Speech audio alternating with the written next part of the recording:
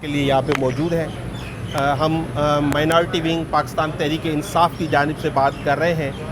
آج ایک دفعہ پھر سپریم کورٹ آف پاکستان میں پاکستان کی تاریخ کا ایک اہم ترین کیس جو مخصوص نشستوں کا کیس ہے وہ سنا جائے گا. پاکستان کو کے آئین کو کئی دفعہ ایبارٹ کیا گیا ہے, اس کو جو ہے سسپینڈ کیا گیا ہے. آج بھی ملک میں کچھ اس طرح کی صورتحال ہے کہ یہاں پر بنیادی حقوق سلب کیے جا رہے ہیں.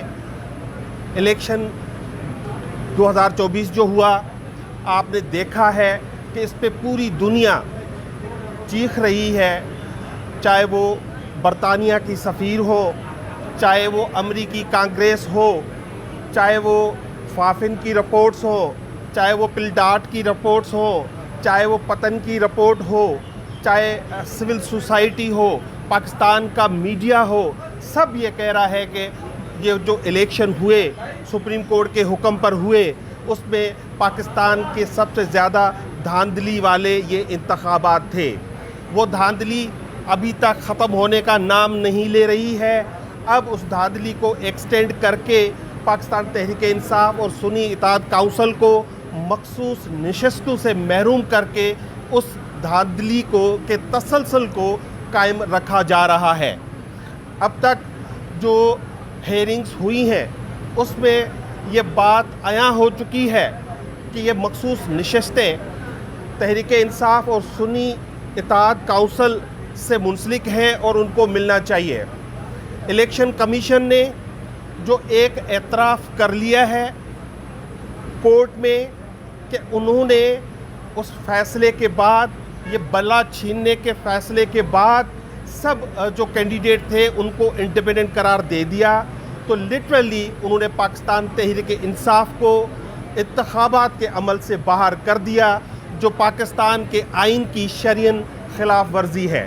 ہمیں بار بار یہ گرین بک دکھا کے کہا جا رہا ہے کہ ہر چیز اس ملک میں آئین کے مطابق ہوگی اور فیصلے آئین کے مطابق ہوں گے. اگر فیصلے آئین کے مطابق ہونے ہیں تو الیکشن کمیشن نے سب سے پہلے جو آئین کی وائلیشن کی ہے اس کو جو ہے ذمہ وار ٹھہرایا جائے اور اس کا جو تدارک کیا جائے.